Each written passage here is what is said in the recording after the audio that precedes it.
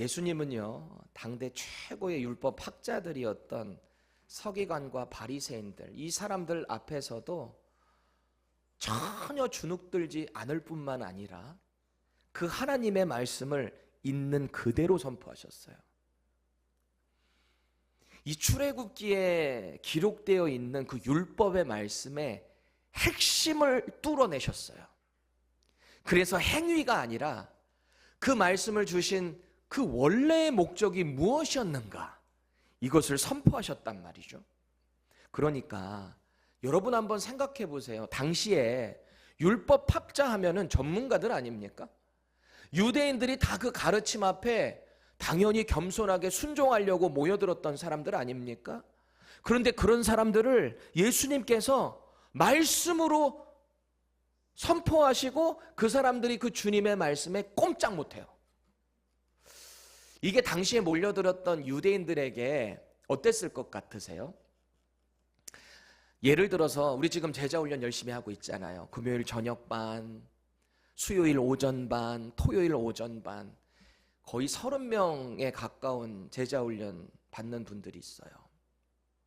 너무 감사해요. 지난 2년 반 동안 이렇게 제자훈련을 계속해서 배워오며 확실하게 이렇게 하는 분들은 삶의 변화들이 막 있어요. 말씀에 더 관심을 갖게 되고 그 삶이 변하는 게 막 보이거든요. 근데 여러분, 예를 들어서 이럴게요. 제자훈련을 제가 막 가르치고 있는데 어떤 청년 하나가 저한테 질문을 하는 거예요. 목사님, 제가 오늘 이거를 들어보니까 그건 아닌 것 같은데요. 목사님, 히브리어 원어에 보면은 이런 단어가 있는데 이거의 어원은 무엇이며 이거의 유래는 무엇이며 목사님 그것 좀 알려주세요. 만약에 딱 이랬는데 제가 거기서 얼어버렸어요. 무슨 말인지 모르겠어. 내가 잘 몰라. 그거를 보고 있는 여러분들은 어떨 것 같으세요? 쌤통이다 목사님 아는 척하다 이럴 것 같으세요? 아니면 어떨 것 같으세요? 여러분, 예수님의 말씀을 듣고 있는 주변 사람들이요, 자기들에게 최고는 율법학자들이었거든요. 그런데 예수님이 선포하시는 그 말씀에 이 사람들이 꼼짝 못하고 있는 그 말씀이 얼마나 이 사람들에게 흥미로웠겠습니까? 그럼 제가 질문 드릴게요. 만약에 제가 청년이 물은 그것에 대답을 못했을 때 지금 만약에 제가 그런다면 제가 어떨 것 같으세요? 그냥 창피할까요? 제가 사실은 주의 종이 되고 나서 처음에 신학대학원을 가고 나서 제일 두려웠던 것 중에 하나가 그거예요. 저는 원래 세상에 있던 사람이었잖아요. 세상 락드러머 했던 사람이잖아요. 그러다가 예수님 만나고 인생이 변해서 신학대학원 가서 타이틀이 전도사가 딱 생겼는데 제가 알면 뭐 얼마나 많이 알았겠어요. 그때 당시에 신앙생활 오래 한 권사님, 장로님 막 이런 분들이 만약에 뭔가를 나한테 질문을 하면 내가 모를 수도 있잖아요. 나는 그게 그렇게 두렵더라고요. 그때 당시에. 그래서 질문을 최대한 안 하는 방법으로 그렇게 뭔가에 진행을 했던 기억이 나요. 그렇다면 지금 저는 어떨 것 같으세요? 여러분들이 뭔가 성경에 대한 질문을 했는데 제가 즉각적으로 만에 하나라도 답변을 못하게 된다면 제가 어떨 것 같으세요? 막 창피하고 막 어떻게 설 줄 모르고 자존심 상하고 그럴까요? 저 안 그래요. 아무렇지도 않아요. 왜요? 제가 연구해서 같이 알아가고 서로 그렇게 믿음이 성장하면 되는 거 아닙니까? 저도 이렇게 주의 종이지만 여전히 한 명의 성도로 이 자리에 말씀을 가르치는 은사자로 있는 거잖아요. 그렇게 우리는 성령 하나님이 우리에게 말씀을 자꾸 가르쳐 주심을 통해서 가르쳐 주심으로 우리는 신앙이 자꾸 성장해 나가는 거예요. 함께. 오늘 본문에 앞선 9절 상반절만 한번 다시 보실래요? 그 사람이 곧 나와서 자리를 들고 걸어가니라 그럽니다. 우리가 지난주에 나눴던 말씀인데 38년이라는 긴 시간 동안에 자기 스스로 일어날 수도 없고 절망적인 그 병을 안고 살았던 사람이에요. 그래서 베데스다라고 하는 그 연못에 모여 있는데요, 이 베데스다라고 하는 이 히브리어의 뜻이 은혜의 집이라는 뜻이라 그랬잖아요.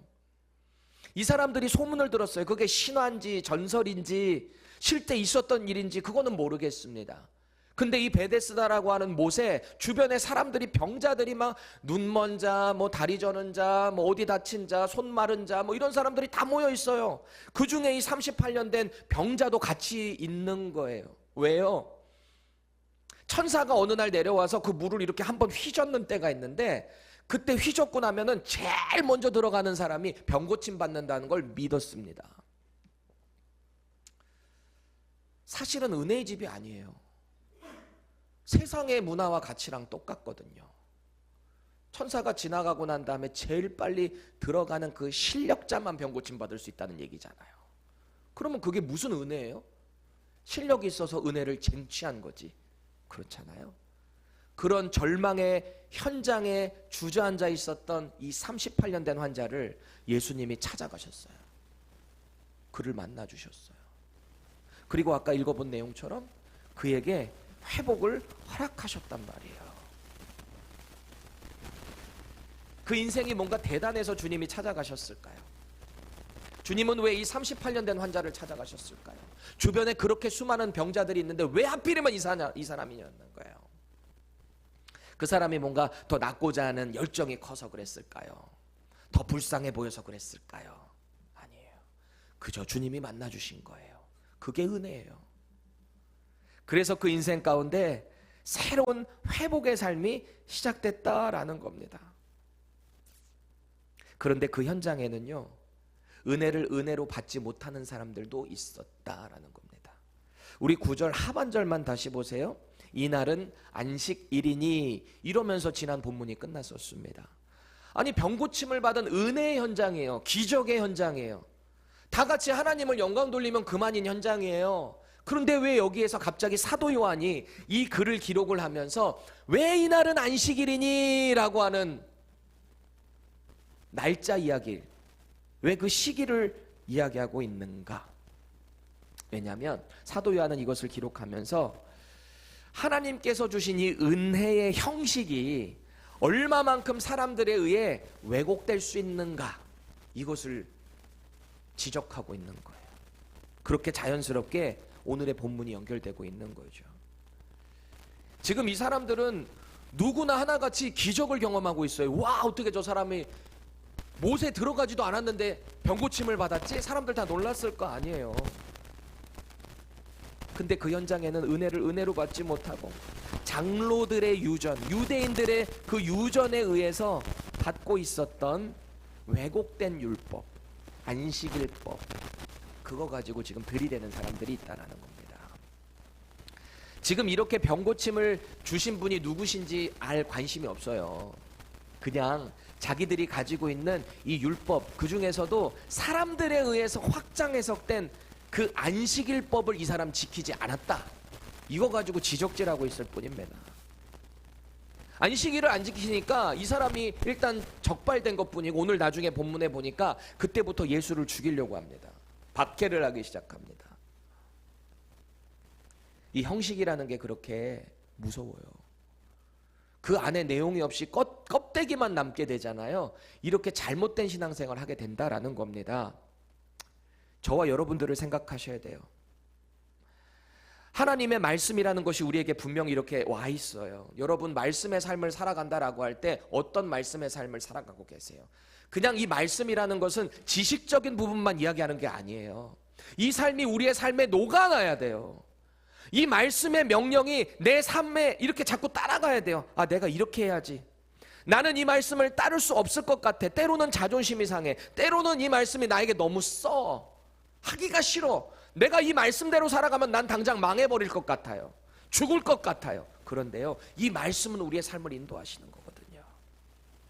그 핵심을 봐야 돼요. 종교적인 형식에만 치우치게 될 때 우리의 신앙생활은 코미디가 됩니다. 그리고 그때부터 가식이 시작돼요. 오늘 말씀 가운데 우리의 삶에 정말 이 영적인 수술이 일어났으면 좋겠어요. 이 spiritual surgery가 through the word of God. 오늘 그런 역사를 경험하시기를 축원합니다. 여러분, 구약의 율법이라는 것은요, 이 랍비들, 특별히 유대인들에 의해서 계속 구전으로 전해져 내려왔어요. 물론 파피루스 같은 기록을 통해서도 전수가 되지만, 구전을 통해서도 계속 누구예요? 후손들에게 이게 전달이 됐단 말이죠. 그러면서 동시에 율법의 그 구절 안에서도 행동적으로 해야 될 실천 사항들이 확장돼서 기록되기 시작합니다. 그래서 히브리어로 반복이라는 뜻의 미시나라고 하는 기록이 더 남아 있는 거예요. 그게 지금도 있거든요.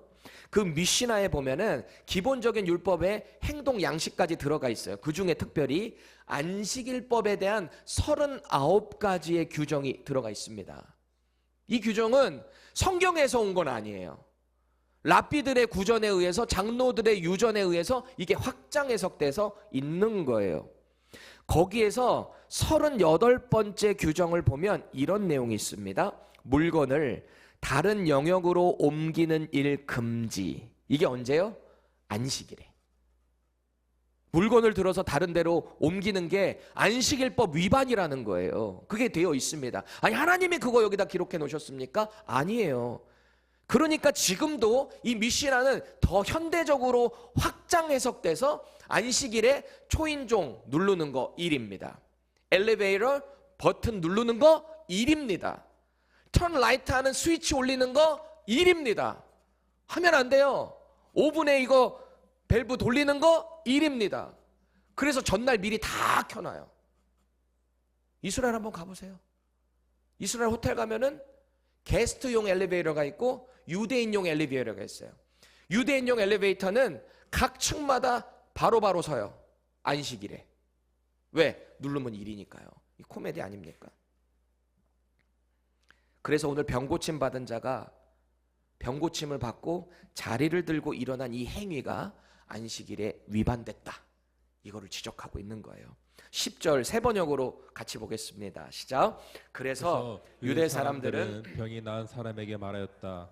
오늘은 안식일이니 자리를 들고 가는 것은 옳지 않소. 아멘. 여기 보니까 자리로 번역된 헬라어 크라파토스라고 하는 이 단어가요, 지프로 만든 침대 혹은 야영용 침대라는 뜻을 가지고 있거든요.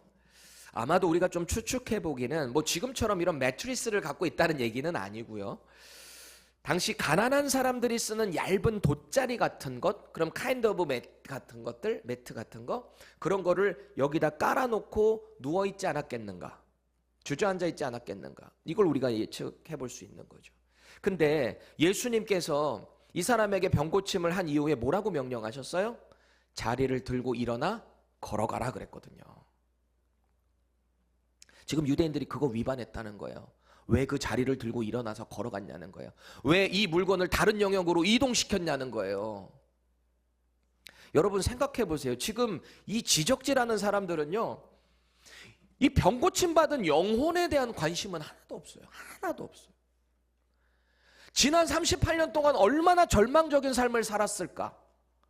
아, 이 사람이 이런 기적을 경험한 건 어떤 경로를 통해서 이렇게 됐을까? 이 병고침을 허락한 그 사람은 도대체 누구인가? 이런 거에 관심이 없단 말이에요. 이 영혼에 대한 갈급함, 이 영혼에 대한 뭔가 연민, 긍휼함, 이런 것도 하나도 없어요. 그저 이 사람 지금 안식일법 위반했다, 여기에만 집중되어 있습니다. 그냥 안식일 규정이라는 형식, 그 포메이션에만 사로잡혀서 그 안에 있는 진짜 안식일 규정의 정신이 뭔지 이걸 몰라요. 여러분, 저는 지금 우리 신앙생활에 있어서 이 형식적인 부분을 다 타파하자 이런 말이 아니에요. 형식이라는 게 없으면 우리 예배라는 것도 사실은 너무 무질서하지 않겠습니까? 우리가 주일날 예배 나오는 거, 목요 저녁에 여러분들 성령 집회 나와서 예배하고 또 제자 훈련도 받고 토요 새벽도 있고, 뭔가를 이런 포맷이 있으니까 그 안에 들어와서 여러분들이 신앙생활을 하는 거잖아요. 그런데 이 포맷이 없어지면 어떡해요? 예를 들어서 어떤 기관이 되었던, 여러분 학교가 됐던 회사가 됐던 시스템이라는 게 있어요. 이 시스템은 형식이라는 거예요. 이 형식이라는 것 안에 좋은 내용물이 담겨져서 그게 잘 돌아가게 될 때 이 기관은 성장하게 되어 있습니다. 교회도 마찬가지잖아요. 아무렇게나 주먹구구식으로 이때는 감동이 이렇게 되니까 오늘은 이렇게 합시다. 또 다음 주에는 그 감동이 없어. 오늘은 그냥 스킵합시다. 만약에 이렇게 가면 그게 제대로 교회가 돌아가겠냐라는 거예요. 가만히 생각해 보면요, 하나님께서 이스라엘 백성들을 출애굽시키실 때 이 포맷을 허락하신 거예요. 그 포맷이 뭐예요? 율법입니다. 율법. 특별히 여러분, 율법 중에서 제사법을 한번 생각해 보실래요? 특별히 번제 한번 생각해 보실래요? 레위기 1장에 나오는. 제사자가 동물을 가지고 나와요. 이 동물의 머리에 안수를 해요. 그럼 제사장이 이거 죽여가지고 목 따가지고 피를 제단에다가 뿌려요.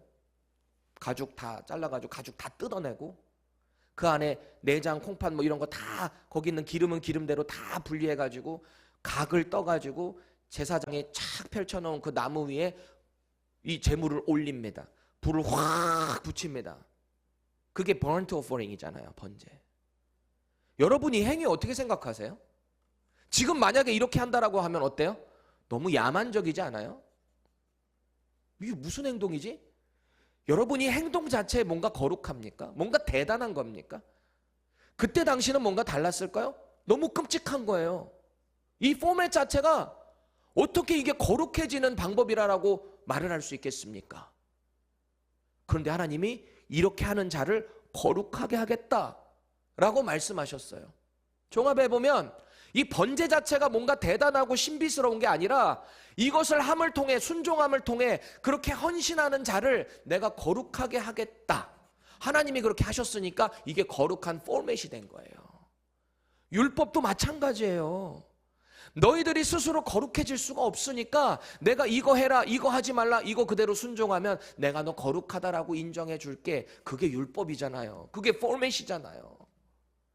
근데 왜 이 안에 이 명령을 한 하나님의 원래 마음과 목적은 버려버리고 이 형식만 남아버리니까 얼마나 주님이 안타까우셨겠냐라는 겁니다. 그래서 저는요, 정말 은혜가 있는 신앙생활이 뭔가 생각을 할 때 이 은혜가 있는 신앙생활은 언제나 살아있어야 돼요. 생동감이 있어야 돼요. 그리고 날마다 새로워야 돼요. fresh해야 돼요. fresh. 하나님의 말씀이 살아있기 때문에 이 말씀이 언제나 내게 fresh하게 다가와야 돼요. 같은 말씀을 보지만 그때그때 데이 바이 데이 이 말씀은 내 인생 가운데 살아있는 말씀으로 역사하세요. 이 말씀을 근거로 여러분들이 찬양을 하는 거예요. 찬양도 곡조가 달린 기도라고 하잖아요. 말씀을 근거로 그 곡조가 달린 기도를 내가 입으로 선포할 때 하나님이 영광 받으시는 거예요. 그리고 내 영이 살아나는 거예요. 그 찬양을 통해. 악기의 세션만 따라가는 게 아니라, 그게 중요한 게 아니라 그 찬양의 가사가 중요한 거예요. 그래서 저는 개인적으로 너무 하나님 나 죽겠어요, 나 힘들어요 이런 가사는 별로 안 좋아해요. 말씀이 살아있어서 이 말씀이 나를 뭔가 막 흔드는, 하나님을 높여드리는 그런 worship, praising 이런 곡을 저는 참 좋아합니다. 기도도 마찬가지잖아요. 기도도 그 말씀에 의거해서 하나님의 뜻을 아뢰을 때 하나님이 내 기도를 살아있게 하시는 거예요. 말씀과 찬양과 기도가 다 똑같아요. 그저 하나님을 높여드리는데 그 안에 성령 하나님의 역사가 임한다라는 거예요. 이렇게 매일 여러분들이 경험하셨으면 좋겠어요. 우리 신앙생활이 프레시해야 돼요. 여러분 맛있는 음식 먹게 될 때 어때요? 정말 맛있는 음식 입에 탁 넣었을 때 어때요? 어떻게 반응하세요? 말 많이 해요? 말 못하지. 입에 이미 음식 들어가 있는데 말 어떻게 해? 오! 막 이러잖아. 우리 자매들. 오! 맛있어. 막 이러지. 오이시! 일본 사람들은. 그러죠. 신앙생활도 그런 것 같아요. 내가 진짜 이 하나님의 은혜를 깊이 경험하고 찬양하고 말씀 읽고 막 이렇게 기도할 때 이게 느껴지잖아요. 그럼 진짜 신앙생활이 행복한 거예요. 내 형편과 상황은 어려운데 내가 주님을 만나는 그 순간이 너무너무 행복한 거예요. 이런 맛있는 신앙생활 꼭 하셨으면 좋겠어요. 오늘 이 안식일에 형식에만 갇혀져 있는 이 은혜를 보지 못하는 유대인들, 여러분 이 사람들이 지금 이 병 고침 받은 사람 지적하고 있잖아요. 이 지적을 듣고 있는 이 사람의 마음이 어땠을까 싶은 거예요. 복잡했을 것 같아요. 한번 생각해 보실래요? 베데스다 연못에 주저앉아 있다가 이 사람 지금 본문에 보니까 예수님이 누구신지 몰라요. 근데 예수님 선지자 같은 분이 찾아와서 랍비가 와서 병을 고쳐주고 일어나서 자리를 들고 걸어가라 그랬거든요. 하나님은 늘 이런 식이에요. 우리에게 믿음을 요구하실 때 그 믿음을 먼저 주세요. 우리 문제를 먼저 해결해 주시고 믿음을 허락하세요. 그리고 그거 하라는 거예요. 이 사람도 그랬거든요. 먼저 병을 낫게 허락해 주신 이후에 일어나게 된 겁니다. 너무 얼마나 기적적이었을까, 이 사람의 마음에. 와, 저분 누구지? 와, 내 어떻게 인생에 38년 동안 주저앉아 있었는데 내가 일어났지? 다리에 근육이 생겼지? 그런 거잖아요. 그러니까 당연히 감동적이어서 저분이 시킨 대로만 했을 뿐이에요. 자리를 들고 일어나서 걸으라고 했으니까 당연히 들고 일어나서 걸었을 뿐이에요. 근데 지금 이 유대인들이 그거 가지고 지금 막 못 살게 굴고 있잖아요. 당신 안식일법 위반했어. 당신 종교 재판기구에 결국 떠넘기게 될 거야. 막 위협과 협박을 막 하고 있단 말이에요. 그러니까 이 사람은 사실은 억울할 수 있어요. 아니, 나는 저분이 시키는 대로만 했을 뿐인데 왜 나한테 자꾸 그래? 이럴 수도 있거든요. 그래서 11절 보세요. 새 번역으로 봅니다. 그 사람이 대답하였다. 나를 낫게 해주신 분이 나더러 내 자리를 걷어가지고 걸어가거라 하셨소. 그러는 거예요. 아니, 저분이 그랬어요. 아니, 안식일법 나 아는데, 아니, 저분이 그랬어요. 아니, 나 원래 38년 동안 주저앉아 있었는데 제가 뭐 그럴 겨를이 있었겠어요. 아니, 저분이 하라 그랬으니까 나는 그대로 한 것뿐이에요. 이런 거예요. 이해가 잘 안 되시나요? 제가 쉽게 예를 다시 들어드릴게요. 아들이 제가 셋이 있잖아요. 이 막내는 그냥 일단 애기니까 두고, 첫째, 둘째 10살, 7살짜리 애들이, 우리 집에는 룰이 있습니다. TV 시청 룰이 있어요. 특히 토요일에는 12시 이후부터 TV를 볼 수 있습니다. 그리고 하루에 그래도 제가 많이 써서 3시간 맥시멈으로 볼 수 있게 해줍니다. 1시간 반 보고 저녁에 1시간 반 보든지, 한 번에 풀리 보고 저녁엔 다른 거를 하든지 룰을 정해놨습니다. 그런데 어느 날 예를 들어서 이러는 거예요. 첫째 애가 그 시간을 알고 그 키즈방에서 보지 않고 자기 나름대로 레고를 하든 뭔가 하고 있어요. 그런데 둘째 녀석이 갑자기 와가지고 11시밖에 안 됐는데 TV를 딱 틉니다. 그럼 우리 FM인 큰 아들이 이 둘째 아들한테 뭐라고 얘기할까요? 야, 뭐 하는 거야? 아빠가 12시부터 보라 그랬잖아. 그랬는데 이 둘째 아들이 갑자기 이렇게 얘기를 하는 겁니다. 내가 이 TV를 켤 수 있는 권한을 주신 그분이 나에게 11시부터 오늘은 보라 그랬어. 그럼 이 큰아들이 할 말이 있어요? 없는 거지. 아빠가 허락했다는데. 끝나는 거 아니에요? 지금 이 사람이 그런 뉘앙스예요. 이 안식일법의 그 규정보다 더 뛰어난 권한을 갖고 계신 그분이 그냥 나한테 들고 일어나라고 했는데요? 걸어가라고 했는데요? 지금 그 말을 하고 있는 거예요. 그러니까 12절에서 이 유대인들이 자연스럽게 또 따져 묻습니다. 그 사람이 누군데? 그런 거예요. 그 병을 낫게 한 사람이 누군데? 그러는 겁니다.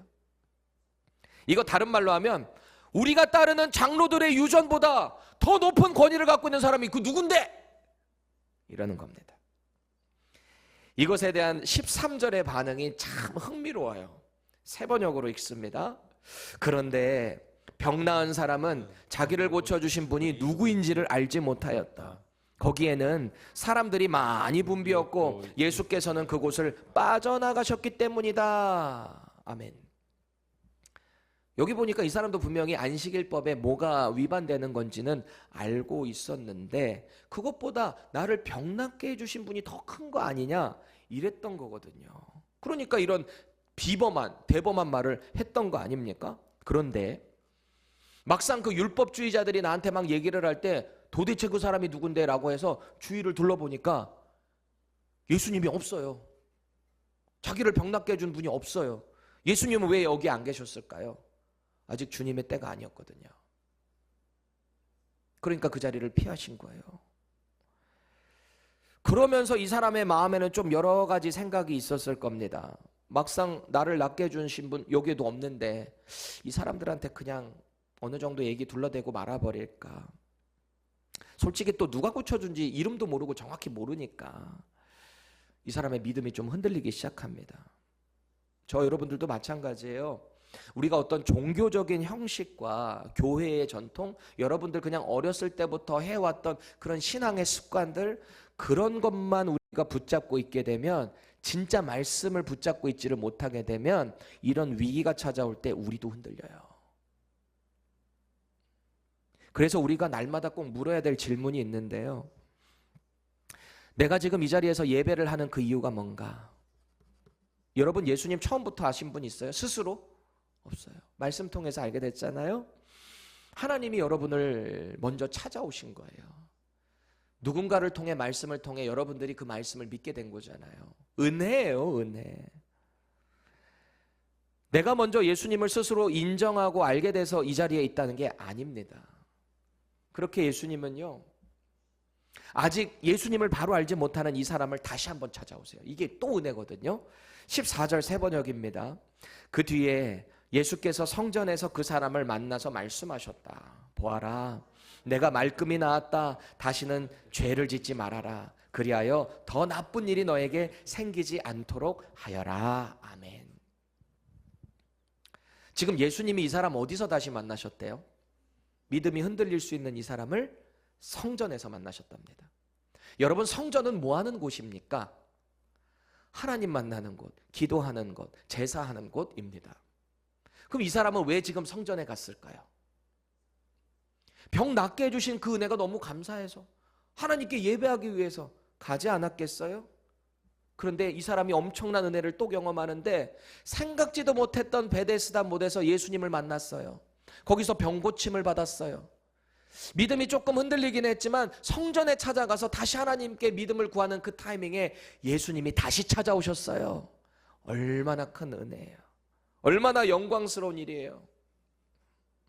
그리고 주님께서 하시는 말씀은 회개를 초청하시는 거예요. 너 더 이상 죄 짓지 마. 너 그동안에 죄 지어서 38년 동안 질병에 고통스러웠던 거야. 너 만약에 죄를 또 지으면 이전보다 더 심한 고통 얻게 될 거야. 이 말씀을 하셨어요. 이 뉘앙스를 보니까 질병이라는 것이 우리의 죄로부터 온 거구나. 우리가 그것을 보게 됩니다.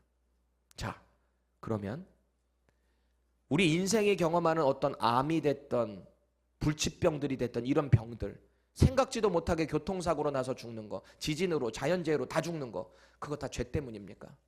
다 죄 때문에 죽는 거예요? 꼭 그렇게 볼 수는 없어요. 왜냐하면 요한복음 9장에 가보면 예수님의 제자들이 나면서부터 태생이 장님으로 태어난 사람을 봅니다. 장님으로 태어났다는 얘기는 국어라는 거지로밖에 살아갈 수 없다는 거예요. 그때 당시에는. 지금은 다르지만. 그 사람을 보면서 예수님께 묻습니다. 라삐요, 저 맹인이 저렇게 눈을 멀게 된 건 저 사람의 죄 때문입니까? 아니면 저 부모님의 죄 때문입니까? 이렇게 물어봅니다. 예수님이 뭐라 그러실까요? 아니다. 저 맹인은 저 질병을 통해 하나님의 일을 나타내게 하시려고 한 거다. 그럽니다.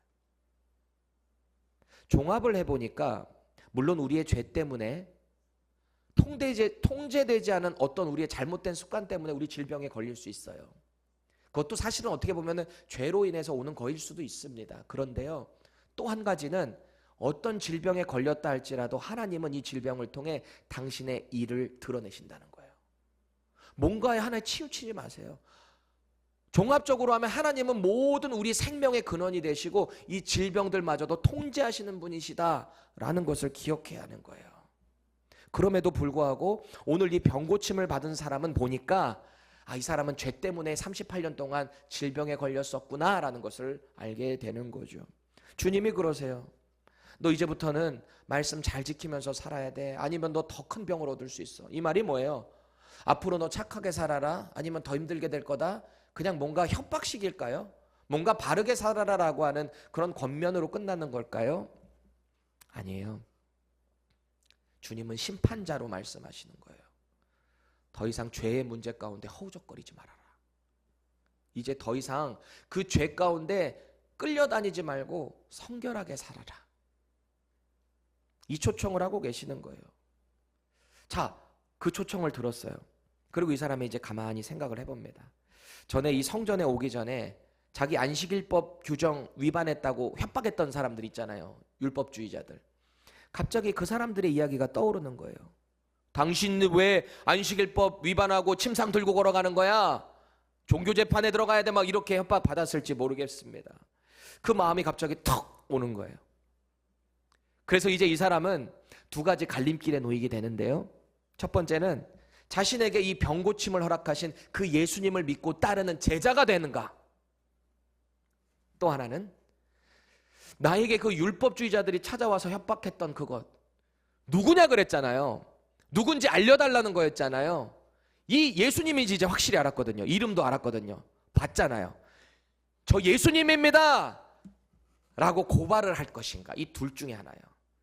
이 후자로 가게 되면 이제 타협을 하는 거예요. 율법주의자들과 같이 이전의 자리로 돌아가는 거예요. 이 사람은 어떤 선택을 했을까요? 15절입니다.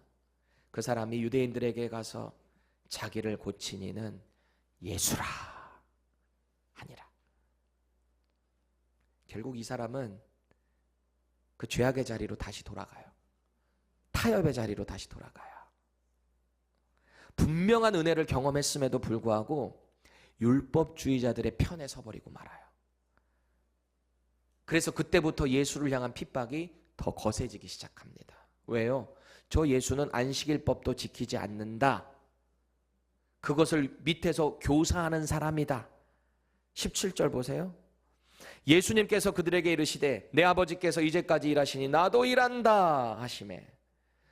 주님께서도 나름대로 해명을 하시려고 했던 것 같아요. 그런데 이 위대한 선언을 주목해 보세요. 이 말씀은 단순한 해명 정도가 아니고요.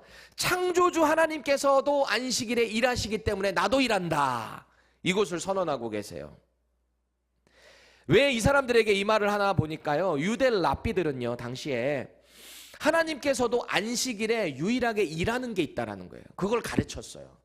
생명과 죽음에 있어서만큼은 하나님께서도 안식일에 일하신다라고 가르쳤거든요. 그러니까 이것에 대해서 예수님 뭐라 그러세요? 내 아버지께서도 일하시니 지금까지 나도 일한다. 나도 안식일에 일한다. 이게 뭐예요? 내가 바로 안식일의 주인이다. 나도 이 생명을 위해 일한다. 당신이 누구신가를 드러내고 계신 거예요. 18절 세 번역입니다. 유대 사람들은 이 말씀 때문에 더욱더 예수를 죽이려고 하였다. 그것은 예수께서 안식일을 범하셨을 뿐만 아니라 하나님을 자기 아버지라고 불러서 자기를 하나님과 동등한 위치에 놓으셨기 때문이다. 아멘. 신성 모독자로 몰아서 결국 예수를 십자가에 죽이는 거 아니에요? 예수님이 누구신지도 모르고 율법을 누가 주신지도 모르고 메시아신지도 모르고 그저 자기들이 만들어낸, 인간들이 만들어낸 율법의 확장판, 그 형식에만 치우쳐 있다라는 거예요. 여러분, 안식일이 명령하는 율법의 기본적인 핵심이 뭐예요? 안식일을 왜 주신 거예요? 안식일을 기억하여 거룩히 지키라. 이 말씀 왜 주신 거예요? 그냥 일하지 말라고 이거 주신 거예요? 아니에요. 하나님을 기억하고 하나님만 예배하라고. 일주일에 이 하루만큼이라도 하나님을 기억하라고. 일 다 내려놓고 이때만큼이라도 하나님께 집중하라고. 여러분, 그래서요, 안식일 하면 우리가 딱 구약에서 떠올라야 되는 게 만나예요. 그래서 만나, 출애굽할 때 하늘에서 내려진 만나. 이 만나가 참 신기한 물질이잖아요. 그러니까 사람들이 What is this? 그게 만나예요. 뜻이 What is this? 이게 뭐냐? 만나. 이게 어떻게 생겼는지 이 디스크립션이 다 돼 있는데요. 민수기 11장 7절에서 8절 읽겠습니다. 시작. 만나는 가시 같고 모양은 진주와 같은 것이라 백성이 두루 다니며 그것을 거두어 맷돌에 갈기도 하고 절구에 찢기도 하고 가마에 삶기도 하며 과자를 만들기도 하였는데 그 맛은 기름 섞은 과자 맛 같았더라. 아멘. 여기 레시피가 나와요. 아, 이거 만나가지고 어떻게 해 먹었는지 찌어 먹기도 하고 갈아서 뭔가 하기도 하고 이걸 또 삶아서 하기도 하고 기름 섞은 과자 맛 달콤한 것 같았더라. 그래. 저는 문득 떠오르는 게 우리 외국 분들은 모르겠지만 한국 과자 중에 꿀꽈배기라는 과자가 있어요. 약간 그거 조그맣게 해놓은 것 같지 않았겠는가?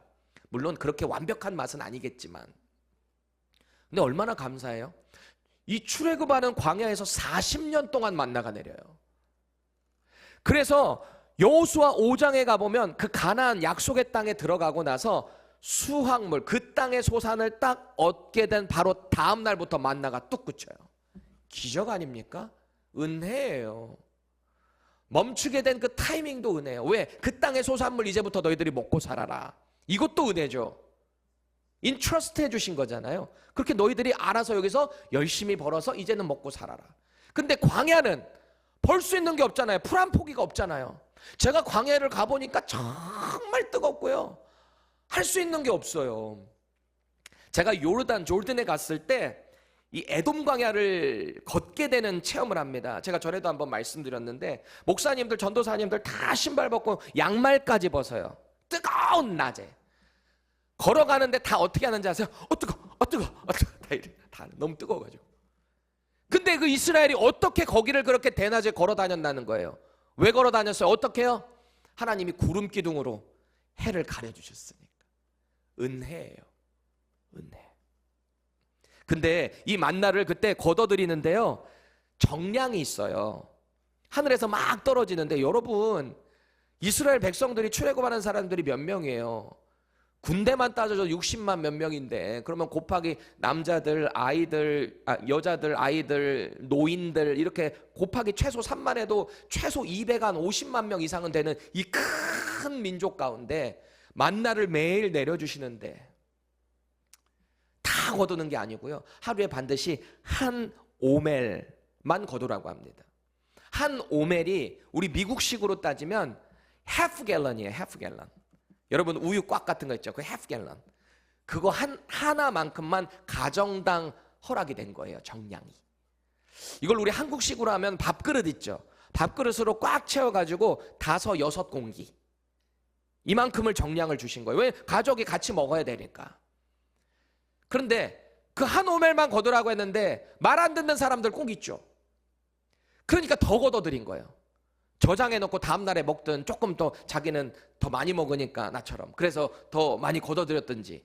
근데 못 먹어서 다음날에 됐는데요, 벌레가 끼고 냄새가 납니다. 모세가 그걸 알고요, 얼마나 분노를 하는지요. 원래는 말씀 안 따르면 죽어야 되는데 하나님이 그 사람들은 그래도 봐줘요. 초창기여서 그랬던지. 이것도 은혜 아닙니까? 그런데요, 한 오멜이 아닌 2오멜을 거둬야 될 때가 있는데 그게 언제라는 거예요? 이 안식일 바로 전날에는 2오멜을 거두래요. 그 사람들이 2오멜을 거뒀습니다. 이제 1갤런씩 거둔 거예요. 그 다음 날이 됐는데 우와, 진짜 이게 벌레가 썩지를 않아요. 냄새가 나지를 않아요. 그래서 이날만큼은 그 이미 거둬들인 거 가지고 안식일에 자기 각자의 텐트에 들어가서 하나님을 예배하는 거예요. 하나님을 기억하는 거예요. 노동을 하지 않는 거예요. 그러면서 이 사람들이 뭘 생각했을까요? 아, 하나님은 그래서 안식일에 나가서 이거 걷어들이지 말라고 하셨구나. 하나님을 기억하라고 하셨구나. 그렇게 은혜를 깨닫는 거거든요. 그런데 오늘 이 사람들 보세요. 그 안식일의 정신, 하나님의 사랑과 배려라는 거는 어디 저기 개나 줘버리고 이 형식만 남겨져 있는 이 사람들, 주님이 얼마나 안타까우셨을까요? 제가요, 어제 유튜브 영상 뭐 이렇게 지나가다가 눈에 확 들어와서 그거를 보게 됐는데, 그게 뭐냐면은 아마 미국 사람들이, 백인들인 것 같은데 전도자들이 이스라엘에 가가지고 이 유대인 랍비들 혹은 거기 레바이들하고 이스라엘 유대 종교에 있는 사람들과 디스커션을 하는 장면이었어요. 뭘 가지고 하냐? 이사야 53장을 가지고요. 우리 그 말씀 같이 읽어보겠습니다. 이사야 53장 3절에서 5절입니다. 시작. 그는 멸시를 받아 사람들에게 버림받았으며 강고를 많이 겪었으며 질고를 아는 자라. 마치 사람들이 그에게서 얼굴을 가리는 것 같이 멸시를 당하였고 우리도 그를 기히 여기지 아니하였도다. 그는 실로 우리의 질고를 지고 우리의 슬픔을 당하였거늘 우리는 생각하기를 그는 징벌을 받아 하나님께 맞으며 고난을 당한다 하였노라. 그가 찔림은 우리의 허물 때문이요 그가 상함은 우리의 죄악 때문이라. 그가 징계를 받음으로 우리는 평화를 누리고 그가 채찍에 맞음으로 우리는 나음을 받았도다. 아멘. 이 말씀을 같이 나누는 거예요. 그런데요, 여러분, 유대교에 있는 사람들은 랍비들에 의해서 이사야 53장 이 말씀을 못 읽게 되어 있습니다. 왜요? 오해가 될 수 있다는 거예요. 그 사람들이 말하는 오해는 뭘까요? 딱 봐도 우리는 누구로 보여요? 예수님. 그렇게 오해할까봐 이거를 못 읽게 하고 자기네들이 바꿔서 가르친다는 거예요. 근데 이 말씀을 나눴잖아요. 자, 전도자가 질문합니다. 이 말씀이 누구에 대한 예언이라고 생각하십니까? 그러니까요, 연세가 지긋해 보이는 랍비처럼 보이는 한 노인이, 유대인 노인이 그래요. 이건 유대인 이스라엘을 가르치는 겁니다. 가르치는 겁니다. 그러는 거예요.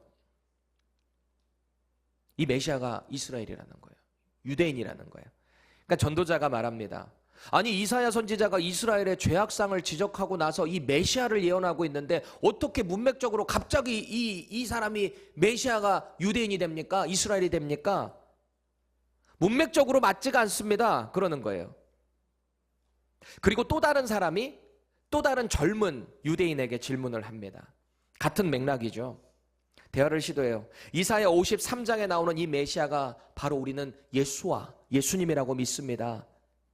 이 예수님을 우리가 믿음을 영접할 때 이분의 찔림과 상함이 바로 우리의 죄 때문이라는 걸 믿게 될 때 우리는 하나님과 화목하게 됩니다. 이것을 통해서 우리는 나음을 얻었습니다. 이 주님을 영접하게 될 때 우리는 하나님과 이 죄로 멀어졌던 관계가 회복이 됩니다. 우리는 영원한 생명을 주님과 함께 누릴 수 있습니다. 우리는 이것을 믿습니다. 이렇게 얘기를 한 거예요.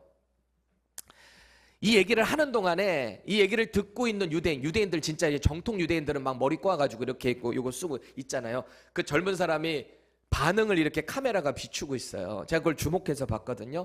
근데 얘기하는 내내 이 유대인이요, 되게 젠틀하게 들어주는 거야. 이렇게 들어요. 반응도 해주고 이렇게 들어줘요. 눈도 이렇게 깜빡깜빡거리면서. 근데 제가 좀 주목했던 그 사람의 행동이 있는데요. 여러분, 보통 눈이 이렇게 깜빡거릴 때 어떨 때 깜빡거려요? 뭐 얘기하다가 뭔가를 내가 머리 안에서 뭐 생각해낼 때 보통 우리가 이렇게 눈 깜빡거리면서 말할 수 있거든요. 그리고 또 입술에 침 바를 때 있어요. 이렇게. 이거 왜 이렇게 발라요? 내가 말할 때 버벅거리지 않으려고 준비를 하는 거거든요. 저는 그걸 잘 알아요. 나도 그렇게 해본 적들이 많이 있으니까. 그걸 딱 보는데 아, 이 사람이 이제 반격하겠구나. 제 마음에 딱 그게 드는 거예요. 이 사람 뭐라고 반격하는지 알아요? 다 듣고 나더니 오케이, 좋은데 근데 왜 예수와를 믿는 사람들은 토라를 지키지 않습니까? 딱 이렇게 바로 받아치더라고. 왜 토라를 지키지 않습니까? 여러분, 토라가 뭐예요? 토라가 히브리어로 가르침, 법, 이런 뜻이거든요. 그래서 토라라고 하면은 일반적으로는 성경에 모세 오경을 가리킵니다. 창세기, 출애굽기, 레위기, 민수기, 신명기. 모세가 썼다라고 해서 5가지 경전인데 거기에 율법이 다 들어가 있잖아요. 지금 이 사람이 말하는 토라는 왜 율법을 지키지 않습니까? 이거를 지적해낸 거예요. 그러니까 전도자가 질문해요. 그럼 토라에서 가장 큰 계명이 뭡니까? 질문했거든요. 이 유대인이 뭐라고 하는지 아세요? 놀라운 대답을 합니다. 안식일에 일을 하지 말라는 거죠. 이게 이 유대인이 생각하는 토라의 가장 큰 계명이라는 거예요. 그러니까 전도자가 너무 당황스럽잖아요. 아니, 어떻게 그게 토라에서 제일 큰 계명입니까? 하나님 사랑하고 이웃 사랑하는 거 아닙니까? 막 이렇게 얘기를 합니다. 그러니까 이 사람이 발끈해요. 이제는 젠틀하지 않아요. 바로 발끈하더니 뭐라 그러냐? 왜 그게 작아요? 안식일에 일하는 게 얼마나 큰 건데요. 물론 하나님 사랑, 이웃 사랑하는 것도 중요한데 안식일에 일을 하지 말아야 그게 하나님의 사람이죠. 그게 이스라엘이죠. 안식일을 지키지 않는다는 건 그 사람이 그래서 문제가 있다는 거예요. 그 예수님까지 겨냥해서 하는 말인 거죠. 행위에만 집중하니까 하나님 마음엔 전혀 관심이 없어요. 여러분, 이런 모습이 저와 여러분들에게도 있어요. 유대인들에게만 있는 게 아니고요, 우리에게도. 예배의 형식보다 더 중요한 것이 말씀과 기도 안에 들어가 있는 하나님의 사랑과 은혜예요.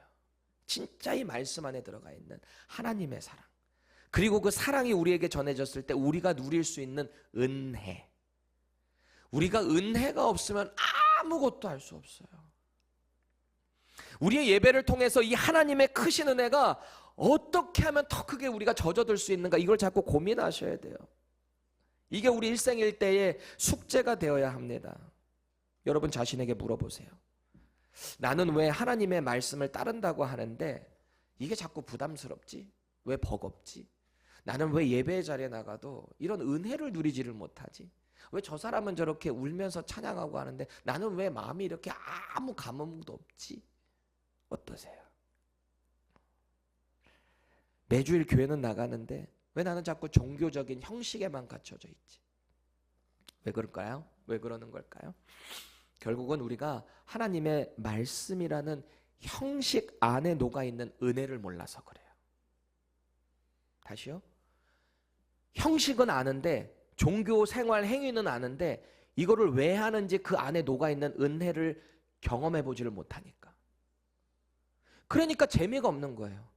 여러분 신앙생활은 재밌어야 돼요. 진짜 살아있어야 돼요. 내가 아는 모든 예배 형식 가운데 먼저 예수님의 사랑과 은혜를 담아내셔야 돼요. 제가 예배 형식이 중요하지 않다라는 얘기가 아니에요. 형식 중요할 수 있어요. 그 형식을 통해서 대신에 하나님의 은혜와 사랑이 더 안으로 들어가잖아요. 그럼 더 풍성한 은혜를 누릴 수 있게 된다라는 거예요. 말씀의 진실, 그 정신을 바로 우리가 이해를 할 필요가 있습니다. 그래서 우리는 자꾸 이 예수님의 십자가의 은혜를 기억해야 돼요. 형식보다 더 중요한 게 예수님의 그 십자가의 은혜라는 거예요. 그렇게 될 때 비로소 우리는, 잘 들어보세요, 건강한 형식과 함께 은혜의 양식을 누리게 될 겁니다. 다시요. 건강한 형식이 있는데요, 그 안에 은혜로운 양식이 있다라는 거예요. 같이 누리셔야 돼요. 하나에만 치우치시면 안 돼요. 기도합시다.